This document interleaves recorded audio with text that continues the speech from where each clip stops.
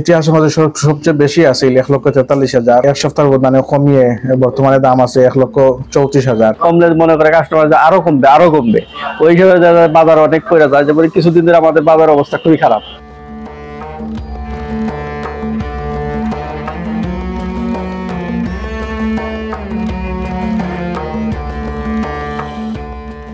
সামনেই বিয়ের মৌসুম, এমন সময় সোনার দাম নিম্নমুখী। ক্রেতার জন্য এই খবর যেন মেঘনা চাইতেই জল। বিয়ানীবাজার পৌর শহরের সোনার দোকানগুলো ঘুরে জানা গেছে কয়েক ধাপে প্রায় 10,000 টাকা কমেছে সোনার মূল্য।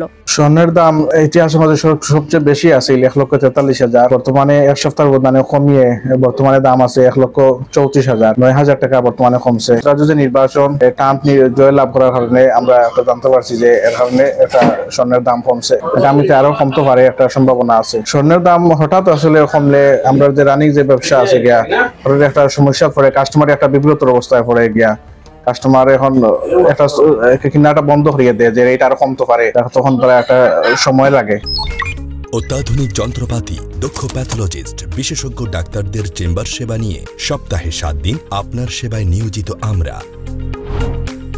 এক্স-রে, ইসিজি, আল্ট্রাসোনোগ্রাফি, ইকোকার্ডিওগ্রাফির মতো যে কোনো প্যাথোলজিক্যাল পরীক্ষা নিরীক্ষায় শতভাগ নির্ভুল রিপোর্ট প্রদানই আমাদের লক্ষ্য।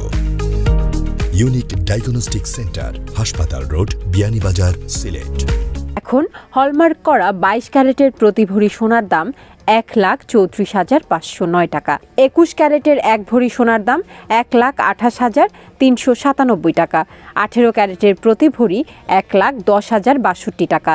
আর সনাতন পদ্ধতির 1 ভরি সোনার দাম 90,233 টাকা নির্ধারণ করা হয়েছে। তবে আমরা খুব অস্বস্তির মধ্যে আছি। কাস্টমারদেরকে কোনো দাম বলে আমরা জায়গা থাকতে পারি না। সকালে এক দাম বললে বিকেলে আরেক দাম, তখন কাস্টমার অনেক সময় না বুঝে উত্তেজিত হয়ে যায়। এটাই হলো আমাদের মেইন প্রবলেম। আগে ছিল আপনার ডলার যদি বাড়তো তখন স্বর্ণের দাম কমতো, ইদানিং ডলার বাড়লেও স্বর্ণের দাম বাড়ে। কেউ আগে মনে করেন 5 তোলা বানাইতে, এখন সে 2 তোলাতে আইসা করছে। স্বর্ণের গোল্ড প্রাইস বাড়তায় তার ক্যারেট ভ্যালুটা তো বাইরে গেছে।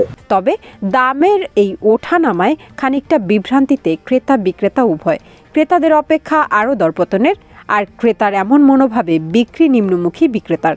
দিন দিন খালি শুধু বাড়তেইছে। আর যে বাড়ছে এটা সাধারণ মানুষের কেনার পরিমাণ খুব অসুবিধা হয়ে গেছে। আর যাদের টাকা পয়সা আছে তারা তো সোনা কিনবেই।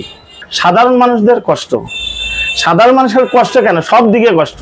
আবার বিক্রেতাদের কারো কারো মতে দামের অঙ্ক অজুতের ঘরে থাকলেই সবার জন্য তা ভালো। এটা তো আসলে আন্তর্জাতিক বাজার, সোনার দাম বাড়বে কমবে, এটা হলো আন্তর্জাতিক বাজার। এখানে বাংলাদেশের কোনো হাত নাই। কমলে মনে করে কাস্টমার আরো কমবে ওই হিসেবে বাজার অনেক পড়ে যায়। যেমন কিছুদিন ধরে আমাদের বাজার অবস্থা খুবই খারাপ। আমাদের সমস্যা হচ্ছে বাড়লেও আমাদের সমস্যা হচ্ছে, কমলেও সমস্যা হচ্ছে। স্থিতিশীল হইলে মোটামুটি আমাদের একটা বিজনেস ভালো হয়। তো এই সামান্য কমায় আসলে কিছু হয় না বাজারে। 8-10 হাজার টাকা কমলে বাজারে অতটা প্রভাব পড়ে নাই, কিন্তু লাখের নিচে আসতে পারলে বাজারটা ভালো হয়েছে এবং ব্যবসাটা ভালো হবে।